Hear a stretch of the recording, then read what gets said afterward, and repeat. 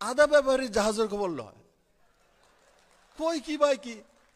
আমি থাকলে তো সিল্লালাইলাম মিলে পোল্ট্রি মুরগার মতো তুমি কি এর খবর লো এটা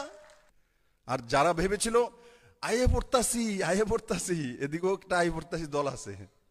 একলা আছে অনেক কয় বলে মানিক বাবুর কাছে এত ডিপার্টমেন্ট তোমার কাছে দিয়ে লাইতো বিধানসভা শুরু হয়েছে আমি শুনি বলে এত ডিপার্টমেন্ট করে তেনের কাছে তো আধা ব্যবহারের জাহাজের খবর লয় কই কি ভাই কি আমি থাকলে তো সিল্লালাইলাম মিলে পোল্ট্রি মুরগার মতো আমি থাকলে তো সিল্লালাইলাম মিলে পোল্ট্রি মুরগার মতো আমি থাকলে তো সিল্লালাইলাম মিলে পোল্ট্রি মুরগার মতো আমি থাকলে তো সিল্লালাইলাম মিলে পোল্ট্রি মুরগার মতো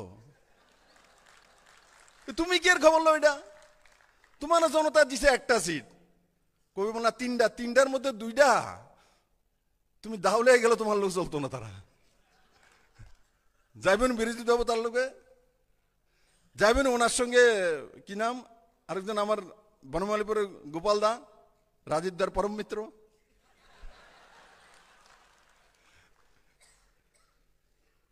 রাজীব দার আশীর্বাদ দেয় তুমি ভালো করতেছ কয় না এরা বলে কয় 27টা ডিপার্টমেন্ট তেনের কাছে গেলে কি তার দিয়ে হেনারে দিয়ে লাইতাম পারবো দিত মানিকবাবু চাইলে দিতে পারবো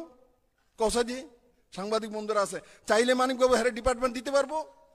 অহনো জিব্বার জল বাড়িয়ে যায় মন্ত্রী হনো লেগা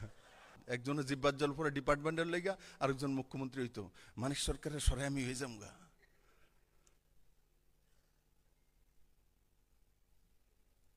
দেখো যদি এই জায়গাটা না থাকে না কেউ বানাইতে পারে না